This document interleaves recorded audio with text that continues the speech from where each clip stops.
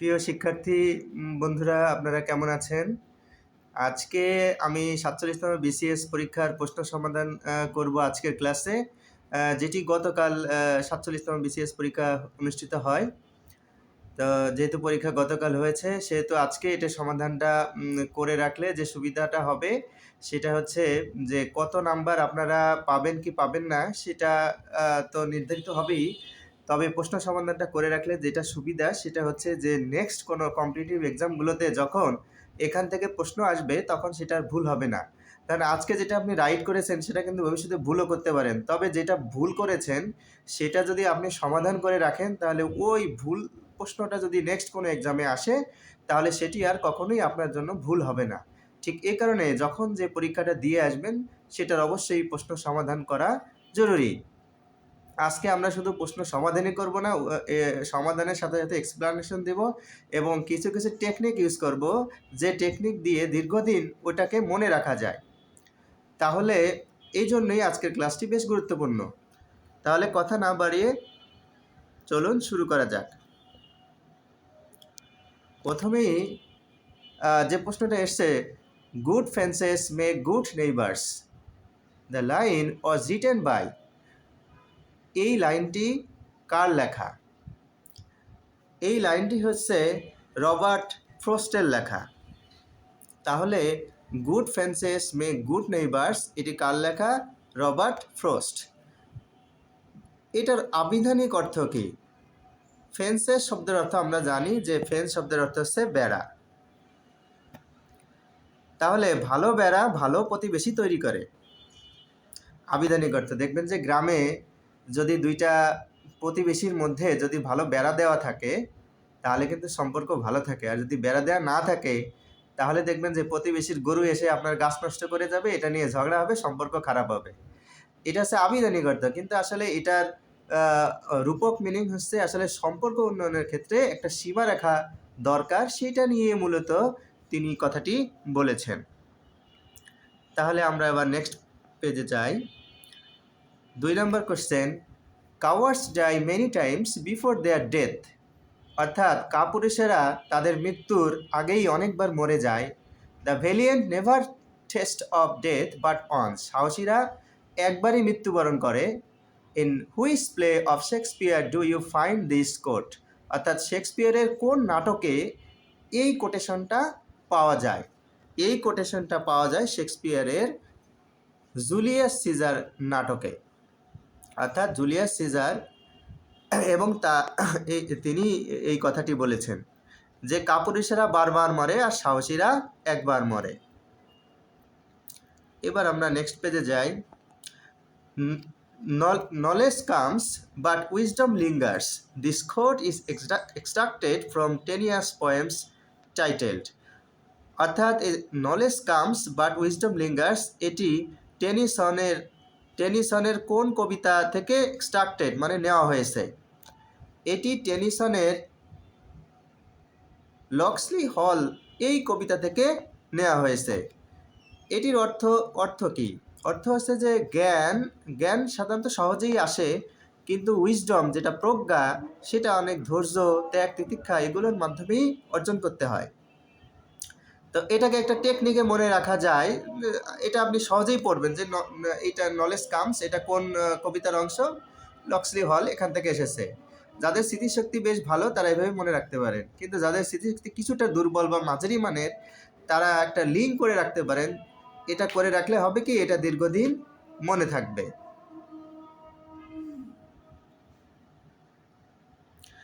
তাহলে লিঙ্কটা হতে পারে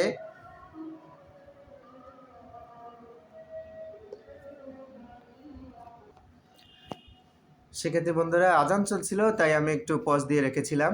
আজান শেষ হয়েছে, আবার শুরু করি। তো বলছিলাম যে এটাকে আমরা একটা লিঙ্ক করে রাখতে চাই যাতে দীর্ঘদিন মনে থাকে। তা লিঙ্কটা কীভাবে করতে পারি? এখানে এই কোটেশনে আমরা দেখতে পাচ্ছি যে একটা শব্দ আছে নলেজ, একটা শব্দ আছে উইজডম, প্রজ্ঞা, এবং এইটা কোন কবিতার অংশ? লক্সলি হল। এখানে হল, আমরা এই হল, নলেজ এবং উইজডম এই তিনটাকে একটু লিঙ্ক করতে চাই। দেখেন যারা হলে থাকে তাদের কিন্তু নলেজ হয়, কারণ হলে থেকে অনেক পড়াশোনা করে, এবং যারা দীর্ঘদিন হলে থাকে তাদের কি আসে, উইজডম আসে। এভাবে আমরা একটু লিঙ্ক আপ করে এটাকে মনে রাখতে পারি। অর্থাৎ হলে থেকে পড়াশোনা করলে নলেজ আসবে এবং দীর্ঘদিন হলে থাকলে উইজডম আসবে। তাহলে এবার আমরা পরের নেক্সট প্রশ্নে চলে যাই। সেখানে the tragedy Samson Agonistes was penned by, অর্থাৎ এই স্যামসন অ্যাগনোস্টিক্স কার লেখা? এটি হচ্ছে স্যামসন অ্যাগনোস্টিক, এটি হচ্ছে জন মিল্টনের লেখা। কার লেখা? জন মিল্টনের লেখা। তো আমরা এটাকে এভাবে একটু মনে রাখতে পারি, স্যামসন মিল্টন, স্যামসন মিল্টন। তাহলে একটু মিল আছে, কবিতার মতো করে, ছড়ার মতো করে এটাকে যদি একটু এভাবে পড়ি তাহলে এটা আশা করি মনে থাকবে। তারপরে প্রশ্ন হচ্ছে, who is the playwright of the absurd drama waiting for Godot? Waiting for Godot এটা কার লেখা? এটা হচ্ছে স্যামুয়েল বেকেটের লেখা। তাহলে গডট বেকেট, গডট বেকেট, উচ্চারণগত মিল আছে। এইভাবে আমি মনে রাখতাম, তা আপনারা চাইলে এই টেকনিকটা ফলো করতে পারেন। এরপরে আসি, it's strange but true, for truth is always strange, stranger than fiction, this quote is taken from a poem of. এটা, এই কোটেশনটা কোন পোয়েম থেকে নেওয়া হয়েছে? অর্থাৎ সত্য কখনো কখনো কল্পনা থেকেও অদ্ভুত হয়ে যায়। এটি হচ্ছে লর্ড বাইরনের লেখা। এটা লর্ড বাইরনের লেখা। তাহলে লর্ড বাইরন এর লেখা এই স্ট্রেঞ্জ এবং ট্রুথ এই সংক্রান্ত যে কোটেশন সেটি। তাহলে আমি এটাকে মনে রাখতাম, বাইরনকে বলতাম হচ্ছে বাহির হন। কি হন? একটু টেকনিক দেয়া, বাইরনের যত লেখা সেই লেখাগুলোকে আমরা বাহির হন এই শব্দ নামক শব্দের সঙ্গে লিঙ্ক করার চেষ্টা করতাম। দেখেন, যখন বাড়ি থেকে বের হবেন তখনই দেখবেন যে পৃথিবীটা কত স্ট্রেঞ্জ, এবং তখনই আপনার সামনে সকল ট্রুথ, বাস্তবতা, সত্য এগুলো আপনার সামনে উপস্থিত হবে। তাহলে বাইরনের লেখাগুলোকে আমি সাধারণত বাহির হন এই শব্দের সঙ্গে লিঙ্ক আপ করার চেষ্টা করতাম।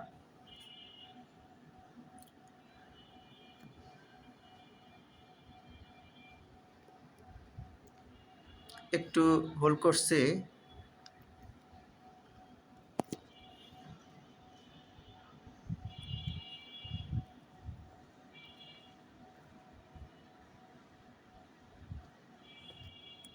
ঠিক আছে, তো আমরা নেক্সট কোশ্চেনে চলে যাই।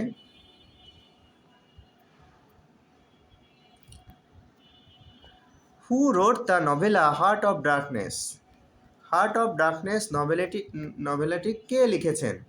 এটি লিখেছেন হচ্ছে জোসেফ কনরাড। কে? Joseph Conrad. তাহলে এটা শিখলাম। আর এটাকে মনে রাখার একটা টেকনিক যদি বলি, সেটা হলো কনরাডকে আমি মনে রাখতাম রডের সঙ্গে, রড নামক শব্দের সঙ্গে লিঙ্ক আপ করতাম তার লেখাগুলোকে। অন্ধকারে যদি আপনি হাঁটেন তাহলে কিন্তু রাস্তায় থাকা কোনো রড আপনার হার্টকে বিদ্ধ করতে পারে। জানি না এভাবে মনে থাকবে কি না, বললাম, যদি ভালো লাগে তাহলে এভাবে মনে রাখতে পারেন, আর না লাগলে মুখস্থ করে ফেলবেন। তারপরে হচ্ছে, who was the writer of the autobiographical as well as political essay shooting an elephant?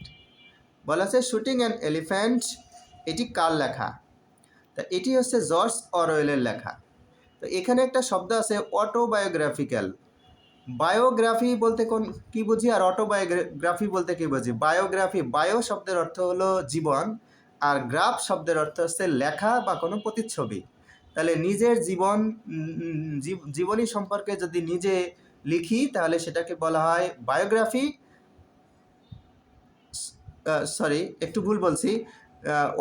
Autobiography, auto মানে নিজ, আর বায়ো মানে জীবন, গ্রাফ মানে হচ্ছে লেখা। তাহলে নিজের জীবনী সম্পর্কে নিজে লিখলে সেটা হবে অটোবায়োগ্রাফি, আর অন্যের জীবনী লিখে দিলে সেটাকে আমরা শুধু বলবো বায়োগ্রাফি। তো শুটিং অ্যান্ড এলিফ্যান্ট এটি কার লেখা? এটি হচ্ছে জর্জ অরওয়েলের লেখা। আমি অরওয়েলের লেখাগুলোকে, এই অরওয়েলের নামে একটা শেষে একটা শব্দ আছে ওয়েল।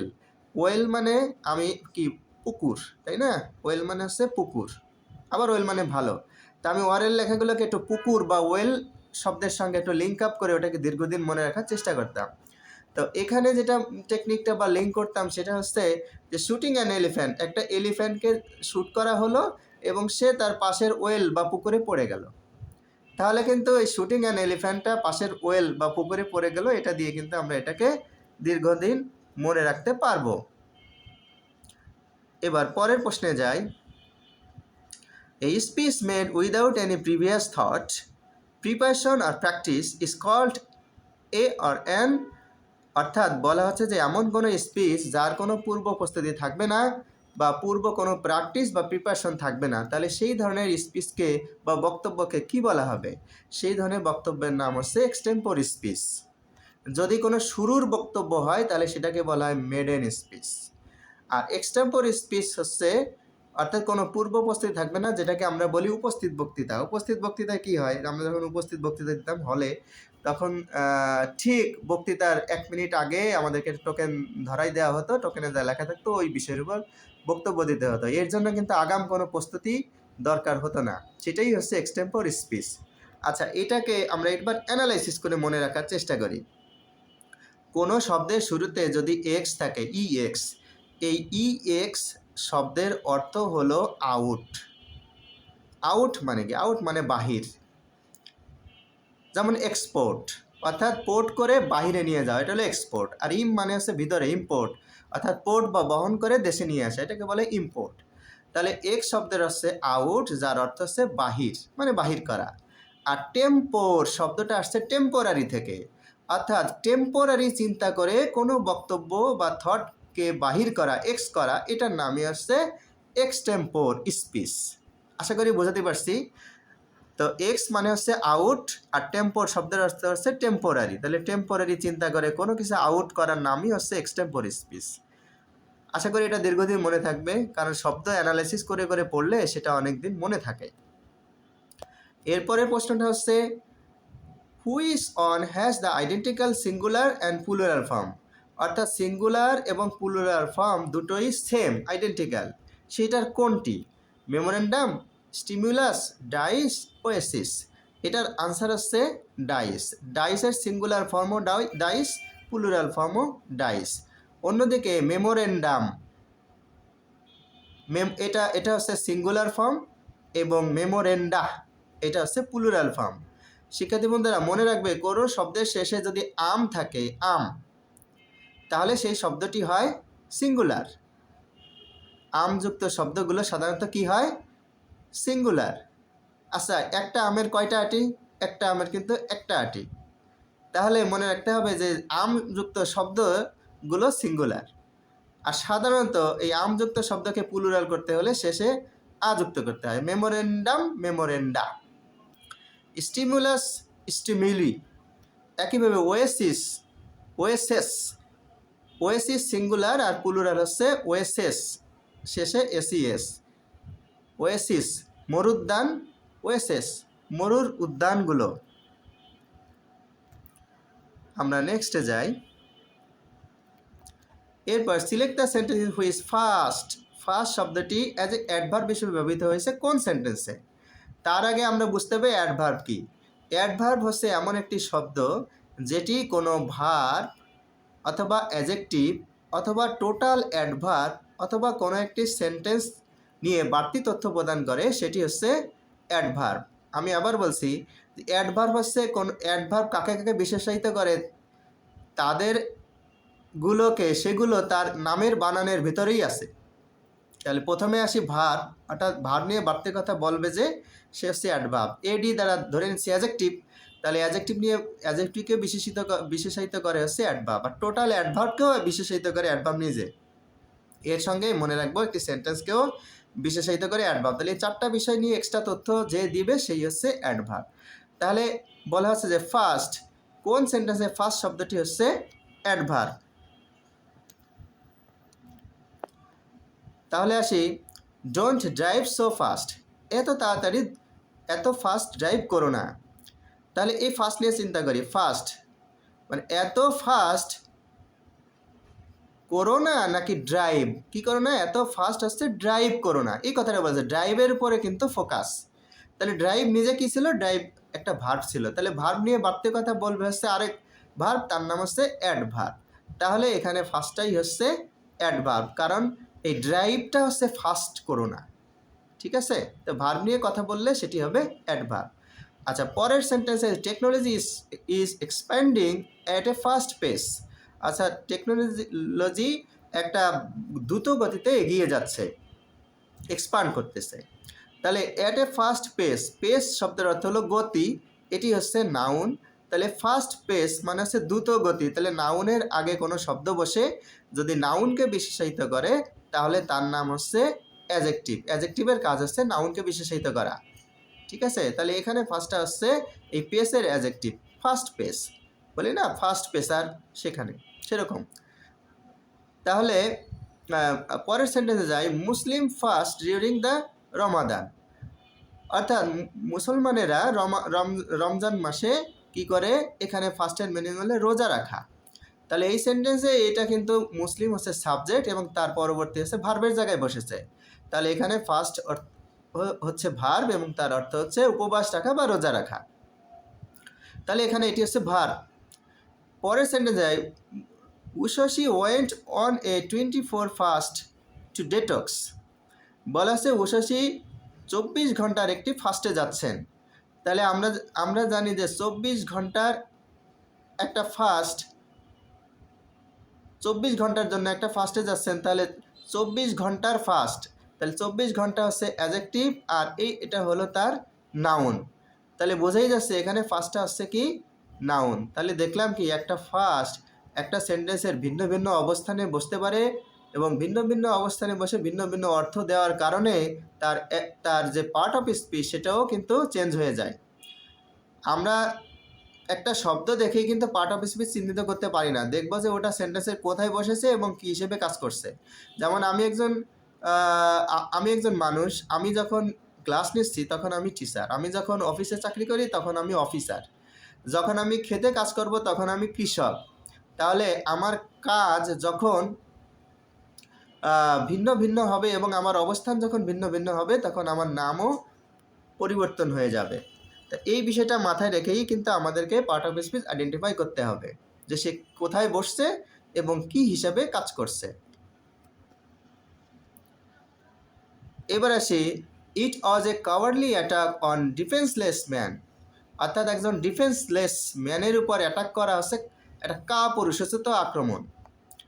তাহলে এখানে স্পষ্ট বোঝা যাচ্ছে কাওয়ার্ডলি অ্যাটাক। অ্যাটাকটা কেমন? Cowardly attack. তাহলে অ্যাটাকটা হচ্ছে নাউন। এটা কোন ধরনের অ্যাটাক? কাওয়ার্ডলি অ্যাটাক, এটা হচ্ছে নাউন। আমরা একটু আগে বলছি নাউনের আগে কোনো শব্দ বসে যদি ওই নাউন সম্পর্কে বাড়তি তথ্য দেয় তাহলে সেটি অ্যাডজেক্টিভ, কারণ অ্যাডজেক্টিভের কাজই হচ্ছে নাউন প্রোনাউনের সমালোচনা করা, নাউন প্রোনাউন নিয়ে এক্সট্রা কথা বলা, নাউন প্রোনাউন সম্পর্কে বাড়তি তথ্য প্রদান করা। তাহলে অ্যাটাকটা কী ধরনের ছিল? কাওয়ার্ডলি, কাপুরুষোচিত। তাহলে যেহেতু নাউনের আগে বা নাউনের পরে বসে কোনো শব্দ নাউনকে বিশেষায়িত করলে তার নাম অ্যাডজেক্টিভ, তাহলে এখানে কাওয়ার্ডলি শব্দটা হচ্ছে অ্যাডজেক্টিভ। কিন্তু আমরা যদি আলাদাভাবে কাওয়ার্ডলি কথাটা বসাই যে শুধু কাওয়ার্ডলি, কোনো সেন্টেন্সে ব্যবহার হবে না, শুধু কাওয়ার্ডলি কোন ধরনের পার্ট অফ স্পিচ? তাহলে কাওয়ার্ড হলো অ্যাডজেক্টিভ, তার সঙ্গে এল হয়, সুতরাং সেটি হতো অ্যাডভার্ব। দেখে মনে হচ্ছে এটি অ্যাডভার্ব, তবে যেহেতু বাক্যে বসেছে তাহলে বুঝতে হবে যে বাক্যে কোথায় বসেছে এবং কি হিসাবে কাজ করছে সেটা অনুযায়ী তার নাম নির্ধারণ করতে হবে। তাহলে এখানে অ্যাটাক নামক নাউনের আগে বসায় সেটি অ্যাডজেক্টিভ হয়েছে, যদিও তাকে দেখে মনে হয় সেটি adverb. The river flows past the village. Here past is an normally past কোন ধরনের পার্ট অফ স্পিচ হয়?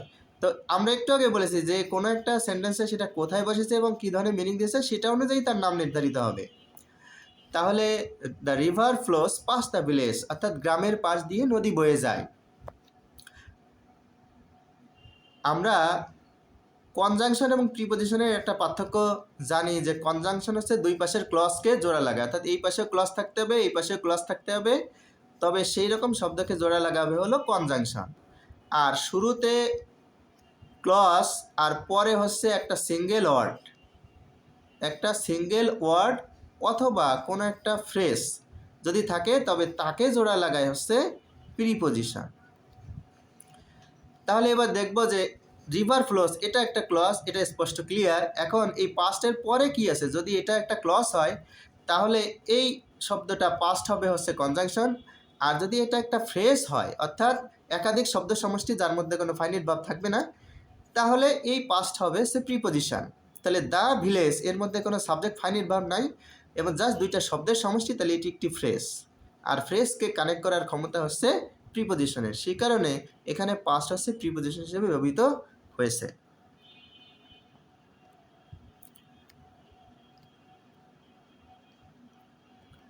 এবার 14 নম্বর question, Yahana sleeps only for 4 hours a night, অর্থাৎ প্রতি রাতে মাত্র 4 ঘন্টা ঘুমায় হচ্ছে ইহানা নামের মেয়েটি। এখানে স্লিপস কোন ধরনের, এটা কি কোন ধরনের ভার্ব সেটা বলছে। তাহলে আছে কি causative verb, intransitive verb, transitive verb, factitive verb. তো ইনট্রানজিটিভ আর ট্রানজিটিভ নিয়ে একটু কথা বলি। ট্রানজিটিভ ভার্ব হলো সকর্মক ক্রিয়া, অর্থাৎ এই ভার্বগুলোর পরে একটা কি থাকবে, অবজেক্ট থাকবে। আর ইনট্রানজিটিভ ভার্ব এই হলো অকর্মক ক্রিয়া, এরপরে কোনো অবজেক্ট থাকবে না। তাহলে অবজেক্ট এবং অবজেক্ট কীভাবে বের করি, ভার্বকে কী বা কাকে দিয়ে প্রশ্ন করলে অবজেক্ট আসে। যদি ওই ভার্বটাকে কী বা কাকে দিয়ে প্রশ্ন করা যায় তাহলে সেটি হবে ট্রানজিটিভ ভার্ব, আর যদি প্রশ্ন করা না যায় তাহলে সেটি হবে ইনট্রানজিটিভ ভার্ব।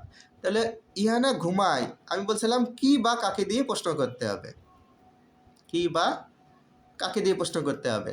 তাহলে স্লিপকে প্রশ্ন করি, কি ঘুমায় প্রশ্ন করা যায় না, কাকে ঘুমায় এটাও প্রশ্ন করা যায় না। তার মানে যেহেতু এটা প্রশ্ন করা যায় না তাহলে অবজেক্ট নেই, আর অবজেক্ট না থাকা মানে হচ্ছে সেটি হচ্ছে ইনট্রানজিটিভ ভার্ব। আর পজিটিভ ভার্ব নিয়ে একটু কথা বলি। পজিটিভ ভার্ব হলো যে ভার্বের কাজ কর্তা নিজে সরাসরি না করে আরেকটি কর্তাকে দিয়ে বা অন্য কাউকে দিয়ে কাজটি করিয়ে নেয়, সেক্ষেত্রে যে ভার্ব ব্যবহৃত হয় তাকে বলা হয় পজিটিভ ভার্ব। যেমন make, let, get, have and help ইত্যাদি, এগুলো হচ্ছে পজিটিভ ভার্ব। আমরা পরের স্লাইডে চলে যাই। He started teaching Hamlet, say Hamlet teaching দেওয়া শুরু করলো। তো বলছে যে এখানে টিচিং কি পার্টিসিপাল, ইনফিনিটিভ, ভার্বাল নাউন নাকি জিরান্ড।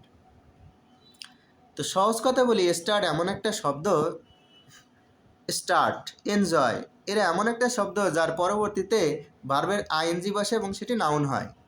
তাহলে ভার্বের আইএনজি বসে যদি নাউন হয় তাহলে আমরা জানি জিরান্ড কি, জিরান্ড হচ্ছে ভার্বের আইএনজিযুক্ত এমন একটি ফর্ম যেটি নাউনের কাজ করে, নাউনের জায়গায় বসে, তাকে বলা হয় জিরান্ড। তাহলে আমরা স্টার্ট বা এনজয় শব্দ দেখেই বলে ফেলতে পারি এটা হচ্ছে জিরান্ড, এবং কারণ এরপরে ভার্বের আইএনজি আছে। আচ্ছা, এরপরে আসি যে অবজেক্টের জায়গা গ্রহণ করে কে, নাউন। আচ্ছা, সে কি স্টার্ট করলো, সে হচ্ছে টিচিং স্টার্ট করলো। তাহলে কি দিয়ে প্রশ্ন করলে পাওয়া যায় হচ্ছে অবজেক্ট, তাহলে এটা হচ্ছে অবজেক্টের জায়গা। আর অবজেক্টের জায়গায় বসতে পারে কে, নাউন। যে তাহলে এটি একটি নাউন, এবং একে দেখতে কেমন দেখা যায়, দেখতে দেখা যায় ভার্বের সাথে আইএনজি রয়েছে সেটা। তাহলে ভার্বের সাথে আইনযুক্ত ফর্ম যদি নাউনের কাজ করে তখন তাকে বলা হচ্ছে জিরান্ড। তাহলে সেজন্য এটি হচ্ছে জিরান্ড। আশা করি শিক্ষার্থী বন্ধুরা বুঝতে পেরেছ। আচ্ছা, আর নাউনের অবস্থান জানার জন্য একটা টেকনিক কি, সাধারণত শব্দটাকে, ওই শব্দকে বা ক্লজকে বা ফ্রেজকে ইট দ্বারা, অধিকাংশ ক্ষেত্রে সব সময় না, ইট দ্বারা কনভার্ট করা যায়। যদি দেখি ওই ক্লজ বা ফ্রেজ বা শব্দটি ইট দ্বারা কনভার্ট করা যায় তাহলে বুঝতে হবে সেটি হচ্ছে নাউন। আর যদি ইট দ্বারা কনভার্ট করা না যায় তাহলে সেটি নাউন নয়, বা নাউন ক্লজ নাউন ফ্রেজ নয়। তাহলে এটা একটা ফর্মুলা, ইট ফর্মুলা নাম দিতে পারি আমরা। তবে যেহেতু এটা ফর্মুলা, এর লিমিটেশন আছে, সব সময় হয় না, অধিকাংশ ক্ষেত্রে হয়। তাহলে হি স্টার্টেড ইট, ইট আমি যদি এখানে ইট দ্বারা কনভার্ট করি, হি স্টার্টেড ইট, এটা শুরু করলো কোনটা, এই যে হ্যামলেট টিচিং দেওয়া শুরু করলো। তাহলে ইট দ্বারা মিলে গেল, যেহেতু ইট দ্বারা মিলে গেছে তাহলে বুঝতে পারে নাউনের অবস্থান, আর নাউনের অবস্থানে থেকে ভার্বের আইএনজি মানে হচ্ছে সেটি জিরান্ড। এরপর আসি আমরা fill in the blanks with the appropriate preposition. Appropriate preposition থেকে সব সময় প্রশ্ন আসে, তাই এটাকে খুব গুরুত্বের সাথে দেখা উচিত। She was married dash a rich man, অর্থাৎ তার একটা ধনী মানুষের সঙ্গে বিয়ে হলো। তাহলে ম্যারিডের সঙ্গে সাধারণত কী বসে, টু বসে, ম্যারিড টু। আমরা একটু আওড়াতে পারি, married to, married to, married to, এভাবে যদি পড়ি তাহলে ম্যারিডের সঙ্গে সবসময় টু চলে আসবে। কান টানলে যেমন মাথা আসে, তেমনি আমরা যদি 5-7 বার পড়ি যে married to, married to, married to, married to, তাহলে এটা মাথায় এমনভাবে সেট হবে যে যখন মেরিট কথাটা পাবো তখন অটোমেটিক সাথে সাথে টুটাও চলে আসবে। এটা হলো কান টানলে মাথা আসার মতো। তাহলে she was married to a rich man, তার একটা ধনী মানুষের সঙ্গে বিয়ে হলো, এখানে হবে টু। এরপরে which gender is the word sibling. Sibling শব্দের অর্থ কি? সিবলিং মানে হচ্ছে ভাই বোন, অর্থাৎ ভাইকে বোঝাতেও আমরা সিবলিং ব্যবহার করি, আবার বোনকে বোঝাতেও সিবলিং ব্যবহার করি। তাহলে এটি কি ধরনের? ভাই এবং বোন উভয় যদি বোঝায় তাহলে এটি কমন জেন্ডার। আর ম্যাসকুলিন মানে যদি পুরুষ বোঝায়, ফেমিনিন করে যদি মেয়ে বোঝায়, আর নিউটার মানে হচ্ছে নিউট্রাল, অর্থাৎ সেটা কোনো জেন্ডার নিউট্রাল।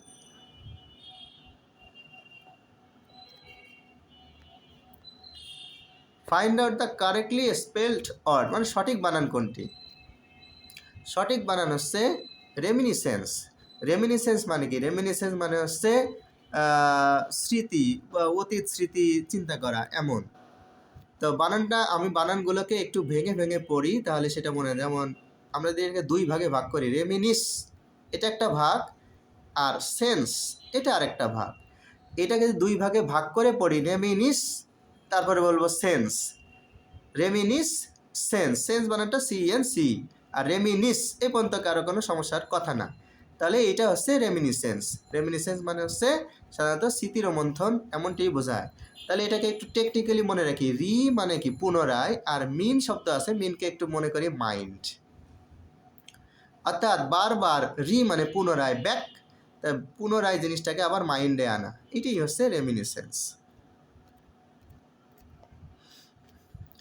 এরপরে আসি, স্মেল এ র্যাট, এই ইডিয়মটার অর্থ কি? এটা বলছে স্মেল এ র্যাট মানে হচ্ছে সন্দেহ করা। তাহলে সন্দেহ করা হলো সাসপেক্ট। সাসপেক্ট শব্দের অর্থ হচ্ছে সন্দেহ করা। সাসপেক্ট মানে কি? সন্দেহ করা। তাহলে স্মেল এ র্যাট শব্দের অর্থ হচ্ছে সাসপেক্ট সামথিং রং, সন্দেহ করা। যে কোনো সন্দেহজনক কোনো কিছু হলে সেটি হচ্ছে স্মেল এ র্যাট। তো এইটা একটা রূপক অর্থ চিন্তা করি। আপনি নিজেকে একটু বিড়াল মনে করেন, বিড়াল। তো বিড়াল কি করে? বিড়াল সবসময়ই কিন্তু একটু তায়ে বায়ে থাকে যে কোথায় র্যাট বা ইঁদুর আছে কিনা। ইঁদুরের ঘ্রাণ বা উপস্থিতি টের পেলে সে খপ করে তাকে ধরে ফেলবে। তাহলে নিজেকে যদি একটু বিড়াল ভাবেন, তাহলে আপনি এবার এটাকে পড়েন, স্মেল এ র্যাট মানে হচ্ছে একটা ইঁদুরের উপস্থিতি স্মেল করা, মানে তার ঘ্রাণ পাওয়া বা তার উপস্থিতি টের পাওয়া। তার মানে আপনি সন্দেহ করতেছেন আশেপাশে, তাহলে কি আছে? একটা র্যাট আছে। এটাই হলো সাসপেক্ট বা সাসপিশন, অর্থাৎ সন্দেহ। ইনক্লিমেন্ট মানে হচ্ছে সাধারণত আবহাওয়ার ক্ষেত্রে ব্যবহার করা হয়, সাধারণত খারাপ আবহাওয়া বোঝায়। তাহলে এটার অর্থ হবে রাফ, অর্থাৎ খারাপ। তো এটাকে মনে রাখবো আমরা এভাবে, যেহেতু শব্দটা একটু কঠিনই মনে হচ্ছে, তাহলে আপনি একটা জানা শব্দের সঙ্গে একটা অজানা শব্দকে জোড়া দিয়ে পড়বেন, তাহলে ওই জানা জিনিসের সাপেক্ষে অজানা জিনিসটা বেশি ভালো মনে থাকবে। তা আমরা যদি ইনক্লিমেন্ট শব্দটা একটু কঠিন শব্দ, এটার সঙ্গে একটা জানা শব্দ ওয়েদার যোগ করে দিই, তাহলে এবার 2-3 বার পড়ি, ইনক্লিমেন্ট ওয়েদার। ইনক্লিমেন্ট ওয়েদার অর্থাৎ খারাপ আবহাওয়া। ইনক্লিমেন্ট ওয়েদার, ওয়েদারটা কেমন? ইনক্লিমেন্ট। তাহলে ইনক্লিমেন্ট ওয়েদার দিয়ে যদি আমরা পড়ি, তাহলে এই জানা শব্দের সাপেক্ষে অজানা শব্দটা খুব সহজে মনে রাখা সম্ভব হবে। খারাপ আবহাওয়া, রাফ ওয়েদার, এই হচ্ছে ইনক্লিমেন্ট ওয়েদার। তাহলে কিন্তু এখন দীর্ঘদিন মনে থাকবে। আর যদি আমি ইনক্লিমেন্ট মানে খারাপ, রাফ, ধূসর, ঝাপসা এরকম দিয়ে পড়ি, তাহলে এটা কিন্তু কিছুদিন পর ভুলেও যেতে পারি। তাহলে এটার সঙ্গে একটা পরিচিত শব্দ জুড়িয়ে দিলাম, ওয়েদার, তাহলে খারাপ আবহাওয়া, এটা মনে রাখতে আরও বেশি সোজা হবে। Tell me frankly why did you this, এখানে হোয়াই ডিড ইউ দিস এটা কোন ধরনের ক্লজ, সেটা থেকে ক্লজ ফ্রেজ নিয়ে আমার ডিটেলস লেকচার আছে, আপনারা একটু দেখে আসতে পারেন, আমার ইউটিউব চ্যানেলেই পাবেন। সেখানে খুব ক্লিয়ারলি আমি ক্লজ ফ্রেজ নিয়ে কথা বলেছি এবং আইডিয়া ক্লিয়ার করেছি। এখানে সংক্ষেপে একটু বলি। একটু আগে আমরা আচ্ছা, ক্লজ আর ফ্রেজ, ফ্রেজ হচ্ছে একগুচ্ছ শব্দ সমষ্টি যার মধ্যে কোনো ফাইনাইট ভার্ব থাকবে না, আর ক্লজ হচ্ছে একগুচ্ছ শব্দ সমষ্টি যার মধ্যে অবশ্যই সাবজেক্ট এবং ফাইনাইট ভার্ব থাকবে, সেটি হচ্ছে ক্লজ। তাহলে এখানে স্পষ্ট বোঝা যাচ্ছে ইউ সাবজেক্ট এবং ডিড হচ্ছে ফাইনাইট ভার্ব, তাহলে এটি একটি ক্লজ। কিন্তু আমার প্রশ্ন করছে যে এটা কোন ধরনের ক্লজ, এটা কি অ্যাডজেক্টিভ ক্লজ নাকি নাউন ক্লজ নাকি অ্যাডভার্বিয়াল ক্লজ নাকি অ্যাডভার্বিয়াল ফ্রেজ? আমি একটু আগে বলছি নাউন ক্লজ বা নাউন ফ্রেজ বোঝার সহজ একটা উপায় হলো ইট দ্বারা কনভার্ট করা যায়। ইট ফর্মুলা অ্যাপ্লাই করব।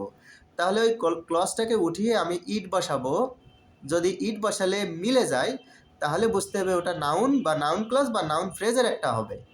তাহলে টেল মি ফ্রাঙ্কলি, আমাকে ফ্রাঙ্কলি বলো ইট, এটা। তাহলে টেল মি ফ্রাঙ্কলি ইট, আমাকে এটা ফ্রাঙ্কলি বলো। এটা কোনটা? হোয়াই ইউ ডিড দিস, কেন তুমি এটা করেছে। তাহলে দেখলাম যে ইট দ্বারা রিপ্লেস করা যাচ্ছে, তাহলে এটা হবে noun, noun phrase, noun clause. যেহেতু এটা ক্লজ তাহলে এর নাম হবে হচ্ছে নাউন ক্লজ। যদি এখানে ফ্রেজ থাকতো তাহলে এটার নাম হতে হচ্ছে নাউন ফ্রেজ। যদি জাস্ট এখানে একটা সিঙ্গেল ওয়ার্ড থাকতো তাহলে এটার নাম হতো জাস্ট নাউন। আশা করি বোঝাতে পেরেছি।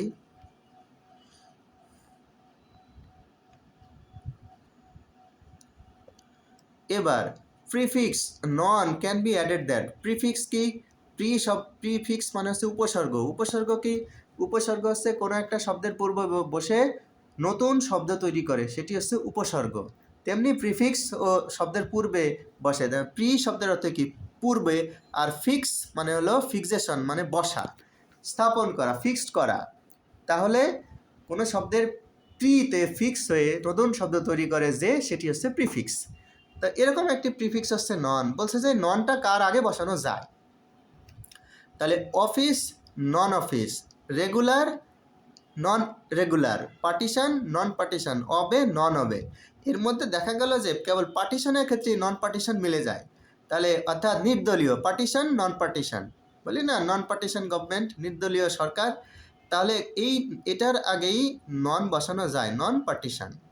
আর রেগুলারের ক্ষেত্রে হয় ইরেগুলার, রেগুলার, ইরেগুলার। অবে, ডিস অবে, অবের আগে বসে আসছে ডিস অবে। তাহলে ডিস প্রিফিক্স বসে।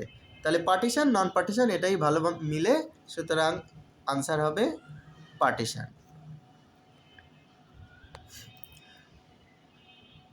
Identify the correct passive form.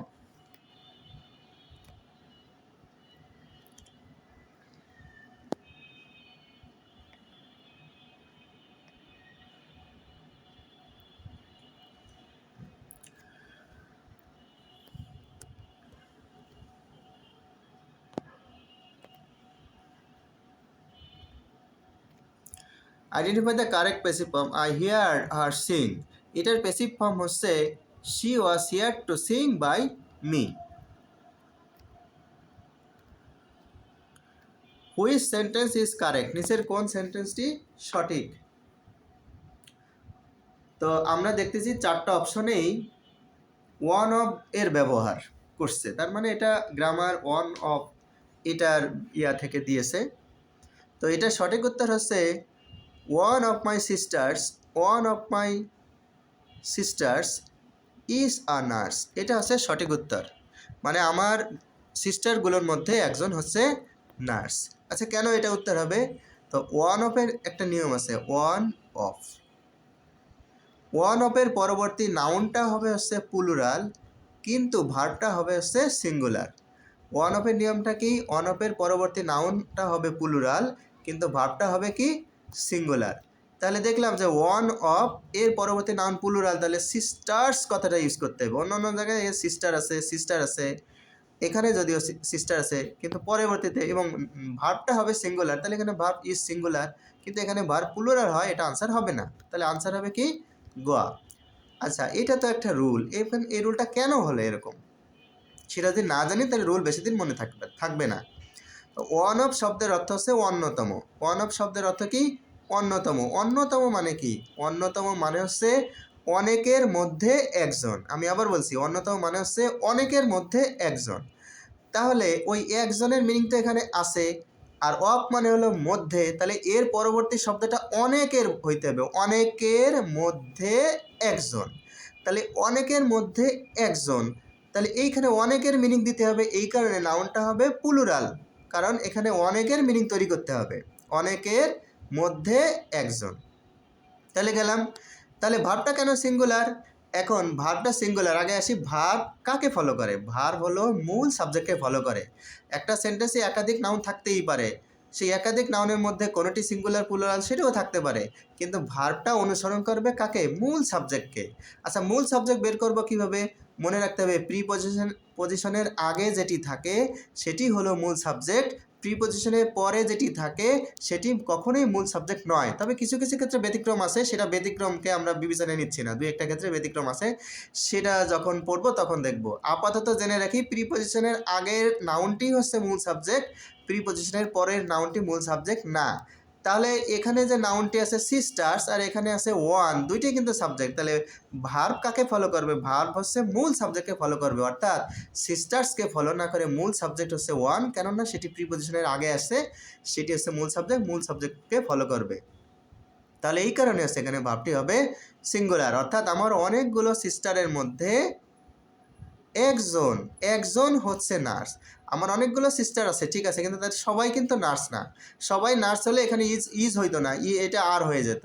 তো এই অনেকগুলো সিস্টারের মধ্যে একজন হচ্ছে নার্স, আলটিমেটলি নার্স কিন্তু একজন, তাহলে সাবজেক্ট একজন, সেই জন্যই হচ্ছে ইজটা আমার সিঙ্গুলার করতে হচ্ছে। আশা করি আইডিয়া ক্লিয়ার হয়েছে। আমরা পরবর্তী স্লাইডে চলে যাই। Select the right determiner, she works as a FBI analyst. Determiner জিনিসটা কি এটা একটু বলে ফেলি।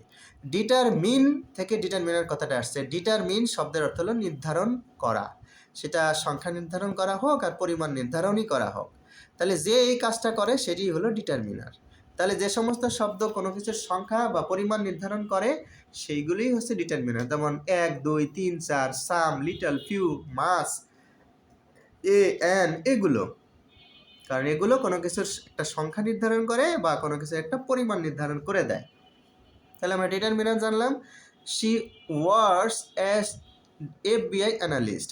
তো এখানে একটা আর্টিকেলের ব্যবহার থেকে আসছে। তো FBI শুরুতে আছে এফ, এই এফের কিন্তু উচ্চারণ হচ্ছে এরকম এফ। তাহলে FBI, তাহলে উচ্চারণের শুরুতে যেহেতু একটা চলে আসছে, অর্থাৎ ভাওয়েল চলে আসছে, আমরা জানি ভাওয়েলের আগে কি বসতে পারে? অ্যান বসতে পারে। তাহলে এরকম যখন শর্ট ফর্ম থাকবে এবং সেই শর্ট ফর্মের প্রথম অক্ষরের উচ্চারণটা যদি ভাওয়েলের মতো হয়, তখন সেখানে না বসে কি বসবে? অ্যান বসবে। এই কারণে হচ্ছে অ্যান বসছে। যদি FBI না থেকে যদি বলতাম যে একটি ফুটবল, তাহলে এখানে কিন্তু এফের উচ্চারণ এফের মতো না, ফুটবল, তখন সেখানে আমরা বসাতাম। আশা করি শিক্ষার্থী বন্ধুরা বিষয়টি ক্লিয়ার। আচ্ছা, we met Medha carrying a bouquet of red rose. আমরা মেধার সঙ্গে সাক্ষাৎ করলাম। মেধা একটা মেয়ের নাম, যে লাল গোলাপের একটা ফুলের তোড়া বহন করছিল।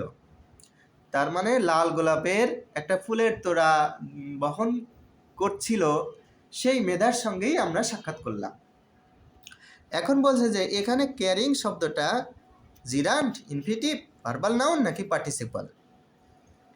তো আমরা জানি ভার্বের সাথে আইএনজি যুক্ত ফর্ম যদি নাউনের কাজ করে তখন তাকে বলা হয় কি? জিরান্ট। ভার্বের সাথে আইনযুক্ত ফর্ম যদি অ্যাডজেক্টিভের কাজ করে, কিসের কাজ? অ্যাডজেক্টিভের কাজ করে, তখন তাকে বলা হয় পার্টিসিপল।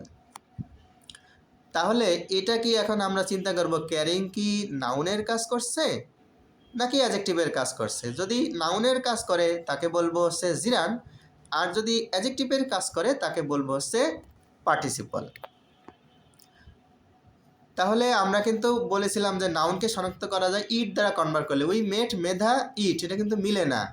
এই মেধার জায়গায় ইট হলে হয়তো যে উই মেট ইট, আমরা এটার সাথে সাক্ষাৎ করলাম, এটাকে মেধা, কিন্তু ইটের জায়গায় তো অলরেডি মেধা আছেই, তার মানে এখানে আবার ইট বসানো যায় না, তাহলে এটা নাউনের জায়গা না। তাহলে এটা কার জায়গা? আমরা জানি কোনো নাউনের আগে বা পরে, আমি আবার বলছি, একটা নাউনের ইমিডিয়েট আগে বা ইমিডিয়েট পরে বা কখনো কখনো খানিকটা দূরে কোনো শব্দ বসে যদি নাউন সম্পর্কে বাড়তি তথ্য প্রদান করে তখন তাকে বলা হয় অ্যাডজেক্টিভ। তাহলে অ্যাডজেক্টিভের সংজ্ঞা কি? অ্যাডজেক্টিভের সংজ্ঞা এভাবে পড়বেন যে একটা নাউনের বা প্রোনাউনের ইমিডিয়েট আগে বা ইমিডিয়েট পরে বসে বা খানিকটা দূরে বসে যদি তারা যেখানেই বসুক তারা কমেন্ট করবে কাকে নিয়ে এক্সট্রা তথ্য দেবে? এই নাউনকে নিয়ে, তাহলে তাকে বলা হবে কি? অ্যাডজেক্টিভ। তাহলে এখানে স্পষ্ট বোঝা যাচ্ছে মেধা একটা নাউন এবং তারপরে carrying a bouquet red roses, অর্থাৎ এই মেধাই ক্যারিং করতেছিল। কি ক্যারিং করতেছিল? একটা লাল গোলাপের ফুলের তোড়া ক্যারিং করতেছিল। তাহলে এটা মেধার বৈশিষ্ট্য, মেধা সম্পর্কে বাড়তি তথ্য দিচ্ছে। কী অবস্থায় ছিল? সেটা একটা বুকেট ক্যারি করতেছিল, সেই অবস্থায় ছিল। তার মানে এই ক্যারিং শব্দটা হচ্ছে মেধার অবস্থা বোঝাচ্ছে। সে ক্যারি করতেছিল। কি ক্যারি করতেছিল? Bouquet of red roses. তাহলে মেধার অবস্থা বোঝাচ্ছে। তাহলে একটা নাউনের পরে বসে যখন নাউন সম্পর্কে বাড়তি তথ্য প্রদান করবে সেটি হচ্ছে অ্যাডজেক্টিভ। তাহলে এই ভার্বের আইনযুক্ত ফর্ম যদি অ্যাডজেক্টিভের কাজ করে তাকে বলা হয় পার্টিসিপল। তাহলে এখানে আমার আলোচ্য অংশে উত্তর হবে পার্টিসিপল। যদি অপশনে পার্টিসিপল না থাকে অ্যাডজেক্টিভ থাকতো তখন আমরা আনসার করতাম অ্যাডজেক্টিভ। এবং যদি বলতো carrying a bouquet of red roses, এইটা কি? তখন আমরা যেহেতু এখানে এটা পুরোটা মিলে একটা ফ্রেজ, কারণ ফাইনাইট ভার্ব নাই, তখন তার নাম হতো, যদি এখানে বলতো যে পুরোটা কি, তাহলে বলতাম অ্যাডজেক্টিভ ফ্রেজ। আবার যদি বলতো এরকম যে we met Medha who was carrying a bouquet of red roses, who was যুক্ত করে দিত। এখানে যদি মাঝখানে যদি হু ওয়াজ যুক্ত করতো তাহলে কি হতো?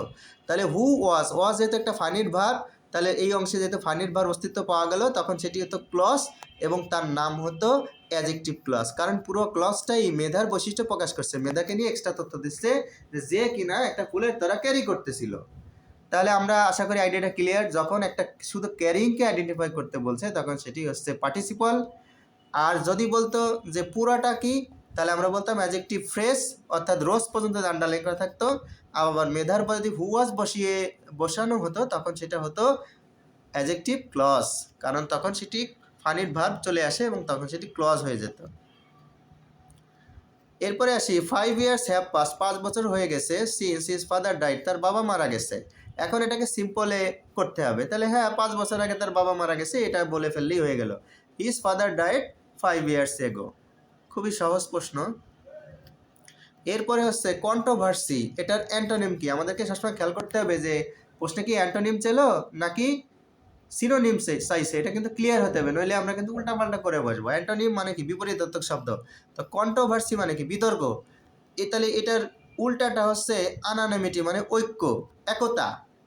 বলি না যে আনানিমাসলি অ্যাকসেপ্টেড, মানে সর্বসম্মতিক্রমে গৃহীত হয়েছে। তো ওই আনানিমাসলি বা আনানিমাস, সেখানে নাউনটাই হচ্ছে আনানিমিটি। শব্দের শেষে টিওয়াই থাকলে সেটি নাউন হয়। আর অ্যান্টোনিম, নিম শব্দের অর্থ হচ্ছে নেম, NAME, নেম। আর অ্যান্টো শব্দের অর্থ হলো এন্টি। এন্টি মানে কি? বিরুদ্ধে। বলি না ও আমার এন্টি পার্টির লোক, তাহলে এন্টি অ্যান্টো শব্দটা আসছে এন্টি থেকে। আর নিম শব্দের অর্থ হচ্ছে নেম, তার মানে বিরুদ্ধ নেম। বিরুদ্ধ নেম মানে কি? বিপরীত নাম। বিপরীত নাম মানে হচ্ছে বিপরীত শব্দ। আর সিনোনিম কি? সিনোনিম, নিম মানে একটু আগে বললাম নেম, আর সিনো শব্দের অর্থ হলো সেম। তাহলে সেম নেম, এটাকেই বলা হয় সিনোনিম, মানে একই নাম। একই নাম মানে সমার্থক শব্দ। শিক্ষার্থী বন্ধুরা, এইভাবে আমাদেরকে কিন্তু ভেঙে ভেঙে পড়তে হবে, অ্যানালাইসিস করে করে পড়তে হবে, তাহলে ওই সিনোনিম অ্যান্টোনিম এটা দীর্ঘদিন মনে থাকবে। আচ্ছা, এরপরে আসি for gods sex hold your tongue and let me লাভ। খোদার কসম, তোমার টাং বন্ধ করো এবং আমাকে ভালোবাসতে দাও। তাহলে এটা কোন কবিতা থেকে নেওয়া হয়েছে? এটা হচ্ছে ক্যানোনাইজেশন কবিতা থেকে নেওয়া হয়েছে। আচ্ছা, এটা যদি আমরা মুখস্থ করতে চাই মুখস্থ করতে পারি, আর যদি এটা আমার মতো একটা লিঙ্ক করে পড়তে চান তাহলে এভাবে পড়তে পারেন। এখানে একটা শব্দ নেই, ক্যানোনাইজেশনের এখান থেকে শুরুতে আছে কান, আর এখানে হোল্ড ইউর টাং, এখানে টাংটা আমরা নিতে পারি। ঠিক আছে? তাহলে দেখুন যে কানের কাছেই কিন্তু টাং থাকে, তাই না? কানের একটু কাছেই টাঙের অবস্থান, মানে জিহ্বার অবস্থান। এভাবে ক্যানোনাইজেশন মনে রাখার একটা লিঙ্ক আপ করে রাখতে পারি। তারপরে আসি one act play riders to sea, এটা রিটেন বাই, কার দ্বারা লিখিত হয়েছে? রাইডার্স টু সি, এটা হচ্ছে GM সিন্স লিখেছেন। আর ওয়ান অ্যাক্ট প্লে শব্দের অর্থ হলো এক অঙ্ক বিশিষ্ট নাটক, অর্থাৎ এক অঙ্কে এটা শেষ হয়ে যাবে, এর একাধিক অঙ্ক থাকবে না, একাধিক পার্ট থাকবে না। তাহলে riders to sea GM Synge, যদিও সি নিয়ে অনেকগুলো কবিতা টবিতা আছে, এখানে এইভাবে একটু মনে রাখতে পারি, সিন্স সি, হালকা একটু সিমিলারিটি আছে, এইভাবে একটু সিমিলারিটি খুঁজে মনে রাখার চেষ্টা করতে পারি। তারপরে আসে neither a borrower nor a lender be for loan of loses both itself and friend। বলা আছে এটা শেক্সপিয়ারের কোন নাটক থেকে নেওয়া হয়েছে? তাহলে এটা নেওয়া হয়েছে হ্যামলেট নাটক থেকে। এরপর আসি who compose the elegiac who compose the elegiac poem Thyrsis. Thyrsis compose করেছেন হচ্ছে ম্যাথু আর্নল্ড। কে? Matthew Arnold. ম্যাথু আর্নল্ড তার বন্ধুকে স্মৃতিকে কেন্দ্র করে এইটা পোয়েমটা লিখেছিলেন। তো এটাকে ম্যাথু আর্নল্ডের লেখাগুলোকে আমি সাধারণত, যেহেতু ম্যাথু এখানে এটা মাথা শব্দের সঙ্গে মিল আছে, আমি এটাকে মাথা শব্দের সঙ্গে লিঙ্ক আপ করার চেষ্টা করতাম। দ্য থার্সিস বললাম যে তার সিস্টার্সের মাথা ভালো, এভাবে মনে রাখতে পারি, তার সিস্টার্সের মাথা ভালো। এরপর হচ্ছে famous S A tradition and individual talent, এটা কার লেখা? ফেমাস এবং ট্র্যাডিশন ইন্ডিভিজুয়াল ট্যালেন্ট এটা হচ্ছে টি.এস. ইলিয়টের লেখা। কার লেখা? টি.এস. ইলিয়টের লেখা, এটা মনে রাখতে পারি। ট্যালেন্ট, ট্র্যাডিশন, ইলিয়ট, ভালো মিল আছে। ট্র্যাডিশন, ট্যালেন্ট, ইলিয়ট, এটা দারুণ একটা মিল আছে, এটাকে মনে রাখতে আশা করি সহযোগিতা করবে। এরপর 34 our sweetest song are those that tells of saddest thought. This oft quoted lines occurs in Shelley's notable poem. বলা আছে শেলির কোন কবিতা থেকে এই বক্তব্যটা গ্রহণ করা হয়েছে? এটার অর্থ কি? Our sweetest songs are those, আমাদের সুইটেস্ট সব থেকে সুমধুর সংসগুলো হচ্ছে সেইগুলো যেগুলোর স্যাডেস্ট থট, অর্থাৎ কষ্টের চিন্তাভাবনা বলে থাকে বা প্রকাশ করে। বাংলায় একটা কথা আছে না, যে সাহিত্য জগতে যার নাম বেদনা তারই নাম আনন্দ, এটা অনেকটা সেরকমই কথা। দেখবেন আমরা যখন কোনো সিনেমা বা মুভি দেখি, যে সিনেমায় ট্র্যাজেডি থাকে, কষ্ট থাকে, বেদনা থাকে, বেদনার সাথে নিজের জীবনের বেদনা মিলে যায়, তখন সেই নাটক, ড্রামা, নভেল, উপন্যাসকে দারুণ মনে হয়, এই দারুণ একটা ফিল দেয়। তাহলে এটাই হচ্ছে এটার মূল কথা। তাহলে এটা কোন ধরনের বলেছে, এটা কোন থেকে নেওয়া হয়েছে? এটা হচ্ছে টু দ্য স্কাইলার্ক থেকে নেওয়া হয়েছে। স্কাইলার্ক নামে একটা কবিতা আছে। স্কাইলার্ক শব্দের অর্থ হচ্ছে চাতক পাখি, আর স্কাই স্ক্রাপার মানে হচ্ছে সুউচ্চ অট্টালিকা, বিল্ডিং। আচ্ছা, আমরা পরেরতে যাই। Who author the futuristic novel Brave New World. এই ব্রেভ নিউ ওয়ার্ল্ড কে লিখেছেন? ব্রেভ নিউ ওয়ার্ল্ড কে লিখেছেন? এটা হচ্ছে লিখেছেন হচ্ছে লিওনার্ড হাক্সলি। এটা একটু মুখস্থ করে ফেলবো। তো দেখতে দেখতে আমাদের 47তম BCS যে 35টা ইংরেজি থেকে প্রশ্ন এসেছিল সেগুলো আমরা আলোচনা করে ফেললাম ব্যাখ্যা সহ। আশা করি শিক্ষার্থী বন্ধুরা তোমরা বেশ উপকৃত হবে। এবং আমরা যেহেতু কোশ্চেন সমাধান করলে যে সুবিধাটা হয়, যখন যে কোশ্চেনটা আমি পারলাম না ওটা যদি নেক্সট কোনো কম্পিটিটিভ এক্সামে এসে যায় তখন সেটি বেশ কাজে দেয় এবং খুব ভালো লাগে, যেটা আগের পরীক্ষায় ভুল করেছিলাম এবার একেবারে 100% নিশ্চিত হয়ে আমরা এটা দাগাইতে পারবো। তখন এক্সাম হলে একটা ভালো লাগা কাজ করে। এবং এই যে একটা জিনিস ভালো লাগলো, ভালো ফিলিং পেলাম, তখন কিন্তু এই ভালো ফিলটা এই পরবর্তী কোশ্চেনের আনসার করতে কিন্তু বেশ কাজ দেয়, কারণ আপনার মাথা, ব্রেন তখন ভালো অবস্থায় থাকে এবং পরবর্তী কোশ্চেন সলিউশনের কাজ দেয়। তাহলে আমরা চাকরির পরীক্ষায় সবথেকে ভালো করার উপায় হলো বিগত বছরের প্রশ্নগুলো সমাধান করা, বিগত বছরের কোশ্চেন প্যাটার্ন দেখা এবং সেই অনুযায়ী স্টাডি করা। তাহলে আমরা যত বেশি প্রশ্ন সমাধান করব তত বেশি সহজেই উত্তরটি পরীক্ষার হলে কম সময়ের মধ্যে উত্তরটি করতে পারবো। তাই বেশি বেশি যখনই যে পরীক্ষাটা আপনি দিবেন কিংবা আপনি দিবেন না এমন পরীক্ষাও যদি হয়ে যায় তাহলে অবশ্যই আপনার কাজ হচ্ছে সেই কোশ্চেন সলিউশন করে রাখা। তাহলে সবার সুস্বাস্থ্য কামনা করে এখানেই শেষ করছি। ধন্যবাদ।